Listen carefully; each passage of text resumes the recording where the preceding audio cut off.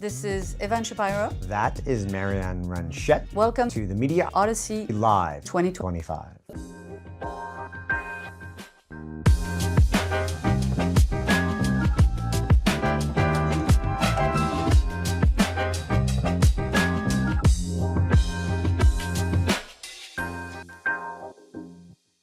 Please welcome warmly Marion and Evan to the stage.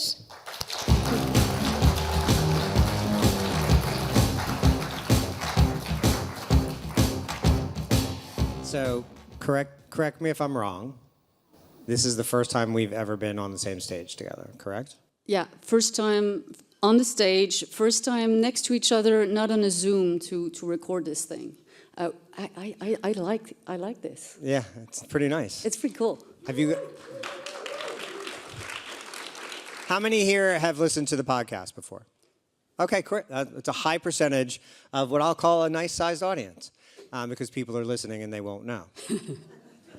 But it's, I think, very apt that we are here at MIP London, the first ever MIP London, doing our first ever live podcast, the first ever live podcasts on stage at a MIP, because we hatched the plan to do this podcast at MIPCOM. Yeah, 4 months ago. Over at least one bottle of rosé, right? Yeah, sunny can. We were just having a chat, and all of a sudden he's like, I think we should do a podcast together. And of course, my answer after 5 seconds was, hell yeah. And in 4 months, we've done this. Like, I wrote about this a few days ago. Honestly, I don't know how we did from, ideation to actually this is 9 or 10 episodes already. It's insane, but we love it. We're happy to hear that you love it. A lot of people have said that they're listening when they're at the gym, walking the dog, happy that we can keep you... On the toilet. No one said that. But I have the image of a lot of... Yeah, maybe. But I have the image of a lot of people exercising, sweating, listening at the gym, sweating, listening to us. But that's okay. Well, so thank you very much. But thank you for your attention, because we know you have a lot of opportunities, so thank you. And if you haven't yet subscribed, you can subscribe with this QR code, which made a great comeback during COVID. And we're old, so we do QR codes. Yeah, we did. Right. Well, but it's a comeback kid, I think, one of the new technologies. So today we have a theme. Yep. And the theme of our podcast today is the state of the content economy, which I think is also very apt for the first ever MIP London. And we put together a bunch of data. This is from Ampere Analysis, great research firm, really great product and interface to use. And you can see where all of the content is coming from, all the content investment is coming from. Apologies. You can see it's shifting from commercial broadcast to premium streaming, SVOD, streaming services. What does that chart say to you about the state of the content economy? I love that little wave, and we see how it's swapped, right, in a few years' time. I love the fact that it shows that there's a lot more opportunities for you guys as producers, distributors, to pitch and sell your content. Now, of course, having said that, there's pretty much the same amount of money now. Right. I think in 2024, something around 247 billion spent. Only 1 billion coming on top this year. So there's more people to sell to, but they have the same amount of money, so there's definitely more competition for you guys. And we'll speak to that a bit later, but depending on the genre you cater to. The genre. Very French. Yeah, well, I am French. It's that kind of witty intercontinental banter you get on the podcast. Yeah, I'm teaching this guy what's happening on this side of the world, Open is a horizon. It's important, very important. Socialism. Yeah. Which I admire.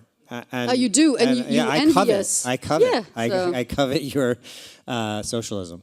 So, but you're right. The money is shifting. It's shifting to two distinct areas are growing: AVOD and SVOD, which are increasingly the same thing. Yeah. Isn't Netflix with ads also AVOD? What do you think? Is Netflix with ads also AVOD, or is it still SVOD? Hybrid? Yeah. All right, I will have to. This will be a breakout session at next year's MIP London. Yeah, I don't want to do SAVOD. Are you the one who brought this thing? SAVOD. Or yeah, SAVOD? I killed it though. I knew my mistakes. Yeah, I don't like it. Yeah, Pedro Pina was on stage talking about how much money YouTube wasted on their originals, and I couldn't get him to pin down to a number, right? But he did admit that they weren't good at it, and that they moved on fast from it. So I admit that AVOD is dead. But when you continue through the data, you can see that original production starts in the United States are down 40% since pre-strike. Right, so this incorporates the strike time in it, and when you look at pre-strike and post-strike, you can see that production starts for, I believe, all kinds of television are down 40% in the U.S. They're down about 20% around the rest of the world, and we have that broken out by TV. So just for those listening at home, watch it on YouTube. Fuck it. It's the biggest podcast platform. They just released the data. 1 billion listeners ever. So that data you were not able to get from Pedro. So Pedro, if you were on with us earlier today, which you couldn't have been if you were listening or watching because you're physically. They'll get here. FOMO, but that's right. okay. Exactly. Pedro was on here and he said they were announcing a big number about podcasting specifically. So I mentioned that YouTube was streaming 400 million hours of podcasts to viewers on TV, YouTube on TV every month. 400 million video hours of YouTube podcasts on television alone every month. And then later today, they said like an hour ago, 1 billion watchers of podcasts every month on TV. Right, so they're each watching about So do watch the Media Odyssey on YouTube because we Good went plug there. audio and video. Yeah. So what's happening there in that, with that aside, is that displaced hours on television set, on YouTube, on other things like sports and other live events, like Jake Paul, a YouTuber, slapping an old man around a boxing ring for about 2 hours. You say that every time. And breaking Netflix as a consequence. But production starts for TV are down about 20% globally, less so for film starts. So about 20% for TV production starts, and that is nonfiction and fiction, I believe. And it's down about 4% for total film productions. And this speaks to there are less scripted pieces being made. There are less episodes often per series being made. And a lot of this money is being diverted to other places. Yeah. And you were looking at data about specifically sports. And streaming over the last couple of years. Yeah, so despite what Rida Sting said, you know, we will never do ads, we will never do sports, you know, so they're into sports right now, and of course, it's starting to show and shift that money away from drama and the rest. If you look at data for the last few years, you're seeing the growth of streamers in spending on sports. So plus 6% since 2020. So just in 4 years' time, 5 years' time. Then you're seeing the broadcaster they're still holding their share. Those who are decreasing at a global level is pay TV, right? And so for sure, even if you have Kelly, is it Kelly Day from Amazon? She says, yeah, no, I'm not shifting money, you know, away from drama, etc. for sports. Yes, the sports business, it's an expensive business to be in. And so for sure. Jassy definitely said that during their earnings season. He said, we're moving money into more sports and we're going to pivot to selling other people's channels, which I think means that they're one of the biggest greenlighters of original scripted and nonfiction programming out there. But it's also telling that their last big investment in nonfiction programming was Mr. Beast at $100 million for one game show. Yeah. So that's, I think, a really telling thing. But generally speaking, down 20% globally, 40% in the US. This means fewer, we were talking about this earlier, I think a lot of people in the television production business who were really flourishing during peak TV. And if you remember, John Landgraf coined the term peak TV a number of years ago, and it was not a compliment. It was a warning. Right? We are making too much television. Even if it's really great, we're making too much for the average consumer to watch. And that's really one of the key factors of we're writing to a new normal here as far as the level of production wants to go. And I think there are a lot of people who work in production and various distribution arms of the content economy, and they're saying, well, when is it going to bounce back to the new normal? And I think this is the new normal, isn't it? Yeah, and actually, shout out to Guy, who, so after Landgraf saying peak TV, Guy is saying 75 peak TV. So that's the new normal, right? So in 2024, essentially, we're back at 75% of pre-COVID peak TV. And he sees this as the new normal. It's the new normal, 75%. And by Guy, you mean who? Guy Bisson from Ampere. Okay. Yeah. I don't know. He's not my buddy. This so, is Guy. Yeah, Guy. Some guy, it's a guy. And so I think we have to, as an industry, and there's a whole corner of TikTok and other social media dedicated to people talking about what's happening in production. I was speaking to a decent-sized producer, independent producer of nonfiction content here in the UK, and they said the orders just aren't there the way that they were. And then you look at Mr. Beast getting $100 million. So there's two things. One, money is moving towards sports for the streamers, and that's where a lot of this investment is going. But also for Disney and the Major League Baseball are parting ways over price, but that's because they're going to get a higher price from another streamer. So their money is being moved into sports and away from scripted and entertainment programming. In addition to that, more and more of the content economy is going to be consumed by the creator economy. And I think for those people who want to continue to make great content, nonfiction and scripted, if you don't understand how to pivot to speaking directly to an audience, it's going to be increasingly difficult to make a full business model work. Because a lot of the value that would have normally come from gatekeepers for big green lights is moving. The advertising support for it and other dollars are moving into creator platforms like YouTube, like Amazon, like Meta. A huge percentage, around 60% of all ad dollars goes to just 3 platforms. And so what's interesting when you look at this slide, and we talked about this a little earlier, and you look at where the movement is going towards YouTube. This is on 4 screens, but also on televisions for younger consumers. Producers, platforms, publishers, you can ride this wave. Yeah, it's not doomsday. I think when people look at that chart, they're thinking, and also it's because, so Pedro wasn't like that, but on the French market, we had the MD of YouTube saying that YouTube was the biggest TV channel in France. You can imagine the reaction of French broadcaster, like, ugh. Because you're not comparing apples to apples when you do that. So when you see this, you're like, oh, it's over, they've won. But I don't think that's the discussion. To the point Pedro was making earlier. Yeah, and I get a lot of grief from people, including on stage earlier today, for saying, YouTube is the new TV. But it is different because there is a way, as you were saying, for you to be included in it. And again, they're not playing in the same field. So Pedro said it, they're a platform. They are not here to produce content. They are here to make a platform where we put content.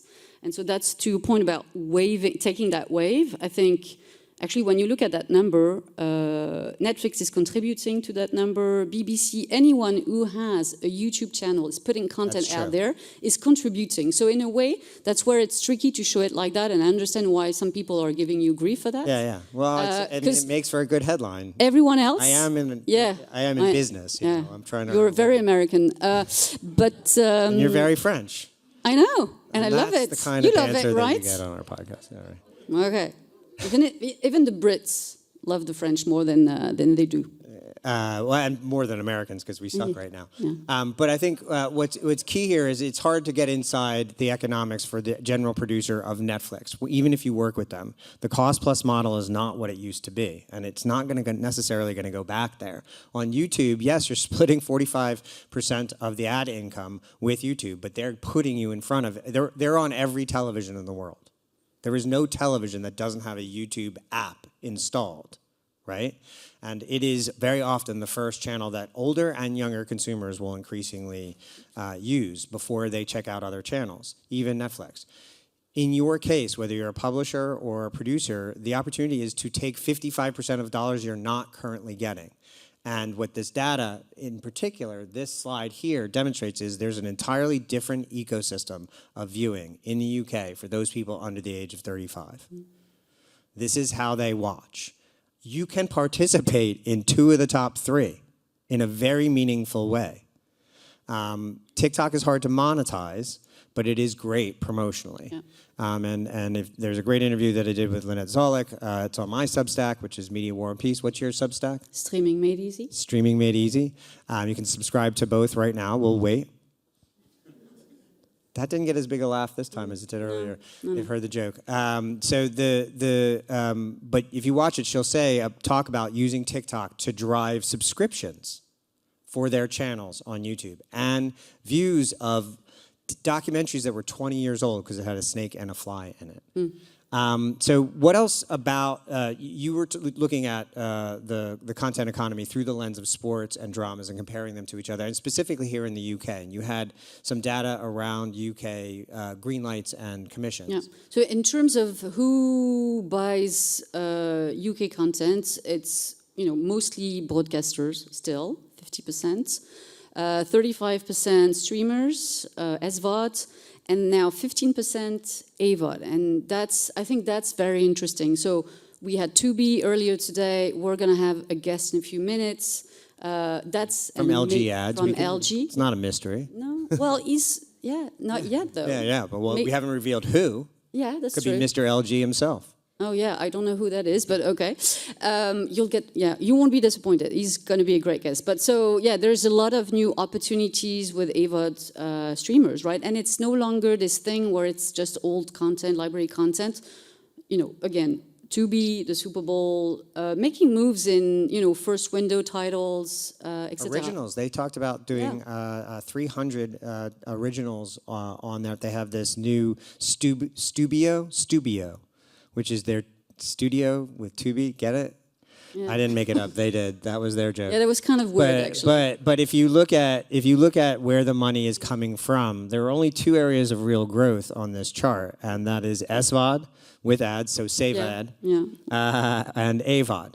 And AVOD is going to be one of the areas where if you are producing content that you're going to look to distribute either on a rev share basis or sell. Tubi says they were greenlighting things. We're going to talk to our guests in a second about them curating their own channels. And so when you look at where the industry is headed and you look at this slide, don't see danger, see opportunity. Yeah, look here and look in your own home. Who here has anybody in their home under the age of 34 who watches television? Raise their hand. So most of the audience here. Look at their habits. They are doing what most of the consumers are going to wind up doing. And you have an opportunity to ride along, regardless of whether you're a publisher of IP and you have a large library, or you're someone who wants to build an audience around a piece of intellectual property, but is striving also for feedback from an audience member as well. That's what these channels are also really good at. Folks need to be reached everywhere, right? So this morning I had Max with Scott Young. He's the guy behind the Olympics on Max and so much more. And he said we have to be everywhere, and every ecosystem feeds the core business somehow. And so when I look at that chart, I'm thinking about Disney. They went full circle a few weeks back. They took a content creator, so a YouTuber, the guy who does the French Hot Ones, the spicy show. So this guy, 15 years ago, was doing short form content. It was on YouTube. It was on pay TV. And the second season is a very different format. It's a full season, 40-minute episode, etc.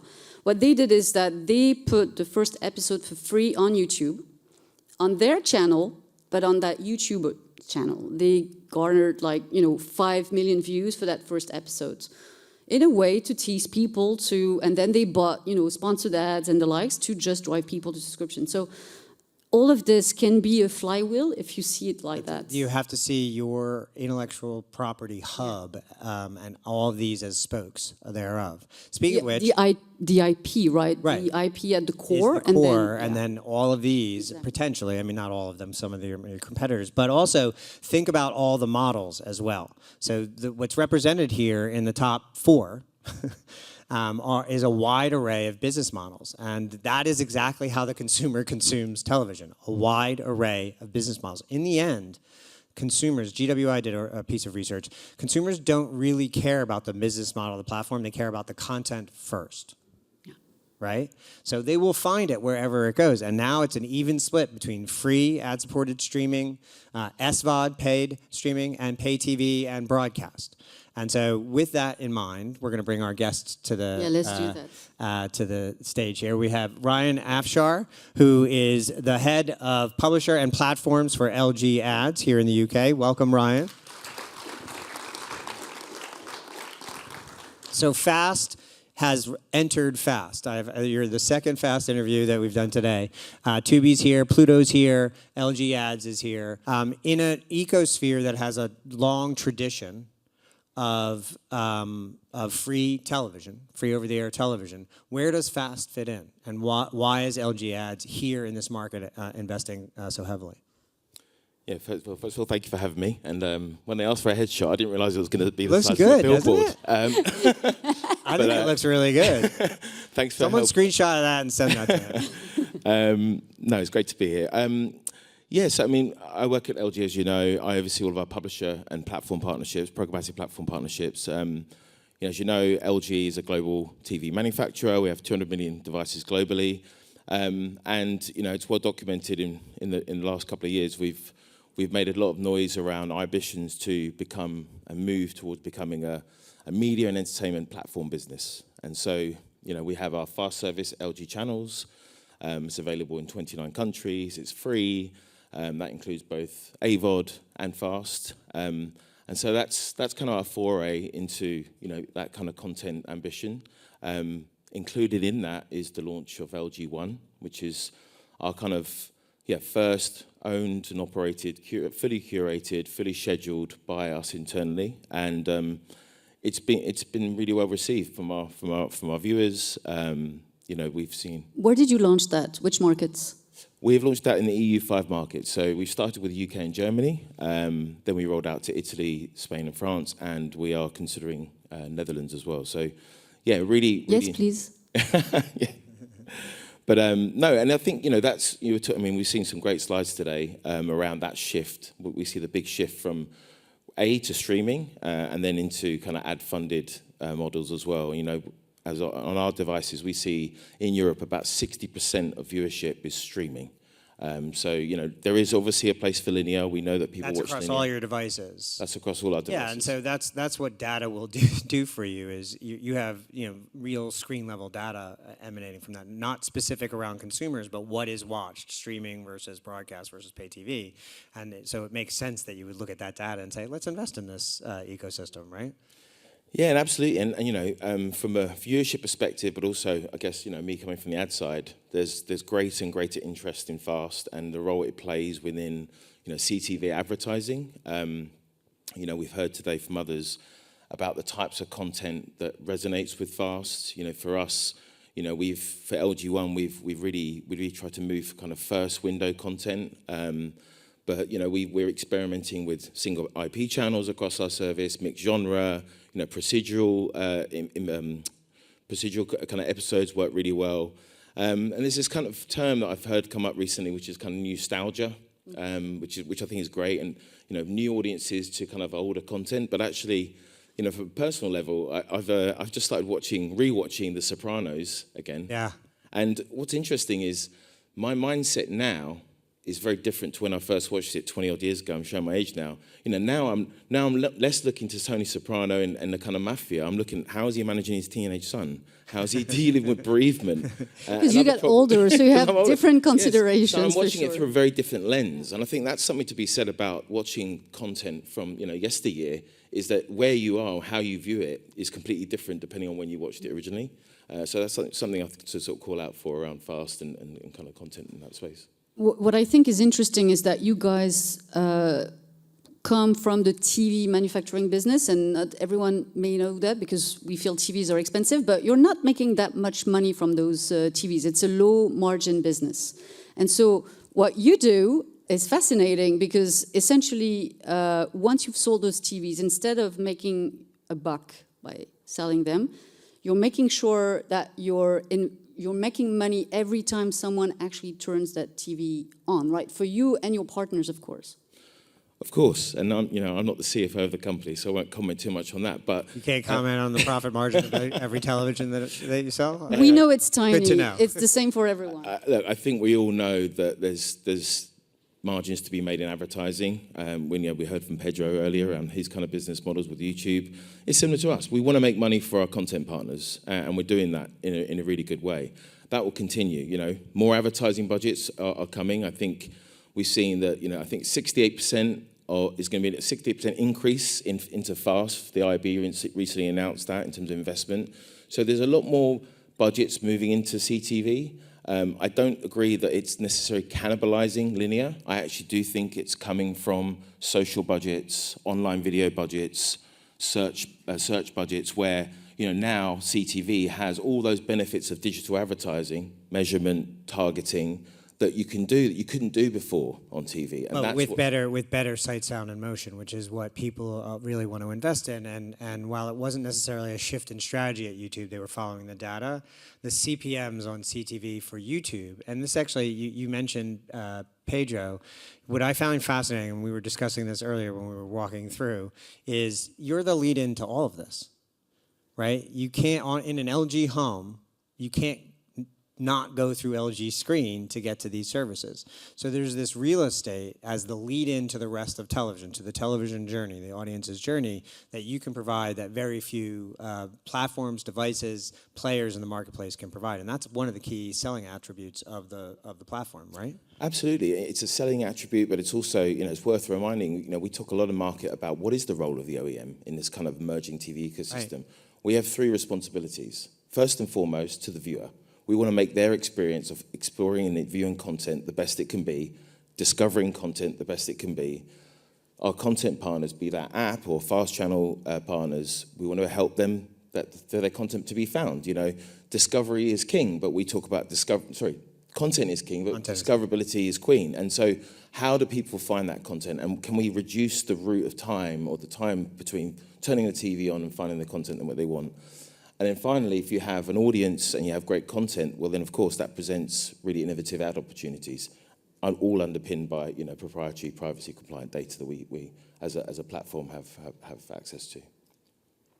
So not only are you the front door to all this content on all your devices, also you're enabling these platforms to get to their audiences in the quickest form and fashion possible so that your consumers are happy, that they're pleased in the UX that you're providing. I guess my question is, why decide to invest in owned and operated channels? What was the opportunity you saw there? What's the genre of the channel, if you don't mind me asking? It's mixed genre. Overall we want to bring more eyeballs to our service, and so hence investing in that first window content.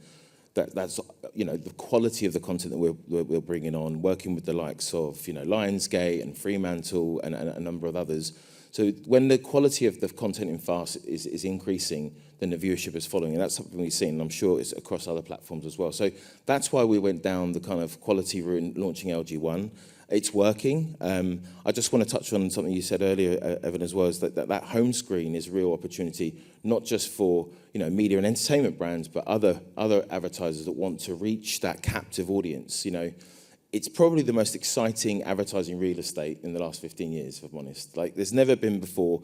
If you have a 75-inch screen, half of that is dedicated to an opportunity, high attention. And so we've really seen media and entertainment brands lean into helping to find that content, but also, general market advertisers or non-endemic advertisers using that space, which is high attention. And it's often the first ad someone will see when they turn on the TV. I mean, we have a lot of stats of like BBC up there, but as we know, that's a non-ad environment. So, some people turn on the TV and they go straight to doing a workout video or straight into gaming. So this is a really good way to cut through and actually engage an audience before they've even gone into any kind of video advertising. How old is the platform here in the UK? The LG, the FAST platform, how long have you been launched? So the FAST platform launched in 2019, but okay. our web OS, our operating system, has been going since. Yeah, no, I meant the FAST the platform. FAST, 2019. Yeah, so 5 years, a little bit more. Yeah. How would you say the state of the market is for FAST in the UK, and what would you look at for the year ahead in a successful year? as I said, I think it's there's a 2025. I think is the most exciting year for Europe. I think the US is a couple 2-3 years ahead of Europe in terms of fast adoption. There's this kind of really cool poster art which helps me describe this, which is about avocados. You may have seen it, which is like, not yet, not yet, not yet, not yet. Eat me now, too late. We're in the ripe eat me now stage of fast, both from a content perspective and an advertiser's perspective. And so we're seeing content owners really lean into fast, where maybe they were a bit hesitant. Are they going to put their best content out? Now there's more platforms, there's no new OSs, so they're starting to really look at other content to put out there. From an advertising perspective, they were waiting, where's the scale? Does the ad-funded model work? Is there good measurement, targeting capabilities? That's all in place. Like everything's aligned to be this kind of super ripe, eat me now sort of phase. So I would say, yeah, that this is the most exciting year for CTV and FAST from an advertising perspective. Love it. I'm going to steal this avocado line. I think we have the headline of MIP London, the first ever, is Eat Me Now. LG ads. Thank you very much, Ryan. Thank you, Ryan. Yeah, you've been a great guest. Thank you. Thank you. Thank you. Thank you for coming to the first Thank ever you for live coming. podcast at MIP London, the first ever our podcast. This is Media Odyssey. Thank you all so much. Time for drinks. Let's drink. Yeah, Let's drink. let's go drink.